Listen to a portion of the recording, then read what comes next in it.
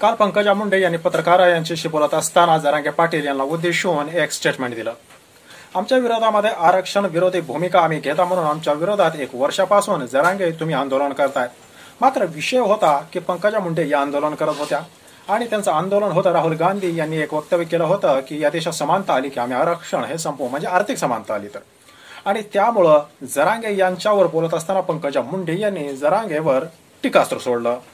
1 वर्षभरापासून तुम्ही भाजपला टार्गेट करताय, तुम्ही देवेंद्र फडणवीस यांना टार्गेट करताय. सरकार तिघांचं असताना एकनाथ शिंदे, अजितदादा पवार आणि देवेंद्र फडणवीस हे 3 जण सरकारमध्ये सामील आहेत. असं असताना तुम्ही भाजपला आणि पर्यायानं देवेंद्र फडणवीस यांना सतत टार्गेट करता. देवेंद्र फडणवीस यांची भूमिका ही आरक्षणाच्या विरोधी आहे असं तुम्ही सतत सांगता. देवेंद्र फडणवीस यांना जाणीवपूर्वक तुम्ही टार्गेट करता. मात्र इतर पक्षांनी आरक्षणाच्या बाबतीत जर काय बोललं तर तुम्ही बोलायला पुढे का येत नाही? आम्ही तुमची वाट पाहत आहोत. आरक्षण विरोधी वक्तव्य ज्यांनी केले आहेत त्यांच्यावर तुम्ही टीका करायला पाहिजे. अशा प्रकारची सडकून टीका पंकजा मुंडे यांनी जरांगे पाटील यांच्यावर केली. झालं. पत्रकार यांनी हा विषय जरांगे पाटील यांच्यासमोर नेला. पत्रकार यांनी जरांगे पाटील यांना ज्यावेळेस छेडलं की बघा राहुल गांधी यांनी कुठेतरी अमेरिकेमध्ये असं स्टेटमेंट दिलंय आणि त्या स्टेटमेंटला धरून राज्यामध्ये भाजपचे लोक आंदोलन करतायत. मात्र आंदोलन जरी झालं असलं तरी त्यातील पंकजा मुंडे यांनी तुमच्यावर एक आरोप केला, तुम्हाला एक प्रश्न विचारलाय. जरांगे पाटील, तुम्ही 1 वर्षापासून आमच्या विरोधामध्ये आंदोलन करता, आम्ही आरक्षण देत नाहीत म्हणून. मग राहुल गांधी यांच्याविषयी बोलत असताना तुम्ही तोंड बंद का ठेवलंय? याविषयी तुमचं म्हणणं काय, असं पत्रकारांनी जरांगे पाटील यांना विचारलं. झालं. जरांगे पाटील यांनी अक्षरशः एका वाक्यामध्ये पंकजाताई मुंडे यांना अतिशय सनसनीत असं उत्तर देऊन टाकलं. जरांगे पाटील यांनी सांगितलं की पंकजा मुंडे असतील किंवा त्यांचे इतर कोणी भाजपचे नेते असतील, ते कुठेतरी राहुल गांधी यांनी स्टेटमेंट दिलं त्याच्या विरोधामध्ये आंदोलन करताय. पण जरांगे पाटील यांनी एक स्टेटमेंट दिलं ते अतिशय सनसनीत होतं.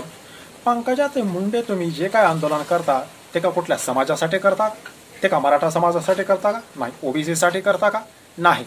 पंकजाताई असतील किंवा इतर भाजपचे जे कोणी नेते असतील, मला त्यांची नावं घ्यायची नाहीत असं जरांगे पाटील म्हणाले. हे जे नेते आंदोलन करतायत ते कुठल्या समाजासाठी करत नाहीत, ते कुठल्या आरक्षणासाठी करत नाहीत.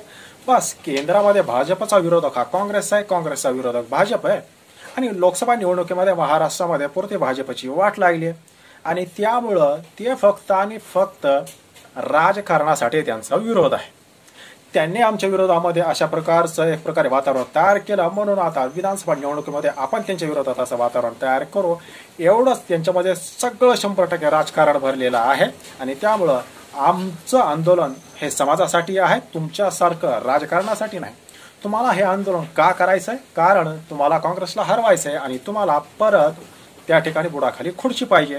त्यामुळे तुमचं आंदोलन हे फक्त आणि फक्त खुर्ची मिळवण्यासाठी आहे आणि त्यामुळं तुम्ही जे राजकारण करता म्हणून आम्ही पण तेच राजकारण करायचं का, असं सनसनीत उत्तर जरांगे पाटील यांनी दिलं. मात्र मेन मुद्दा असा आहे की कुठलाही विषय आला की पंकजाताई मुंडे, खास करून आरक्षण संबंधी कुठलाही विषय आला की पंकजाताई मुंडे यांच्या रडारवर पहिली व्यक्ती येते ते म्हणजे जरांगे पाटील. खरं तर पंकजाताई मुंडे यांचं आंदोलन हे काँग्रेसच्या विरोधामध्ये होतं.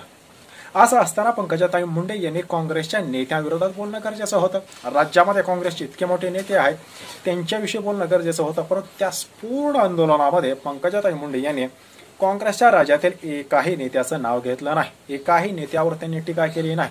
शरद पवार यांच्या नेत्यावर टीका केली नाही किंवा कुठलाही ठाकरे यांच्या नेत्यावर कुठे टीका केली नाही. मात्र विषय होता काँग्रेसच्या विरोधामध्ये आंदोलन करणं, राहुल गांधी यांच्या विरोधामध्ये आंदोलन करणं. मात्र तरीही तो विषय डायव्हर्ट करून पंकजाताई मुंडे यांनी तो विषय जरांगे पाटील यांच्याशी जोडला.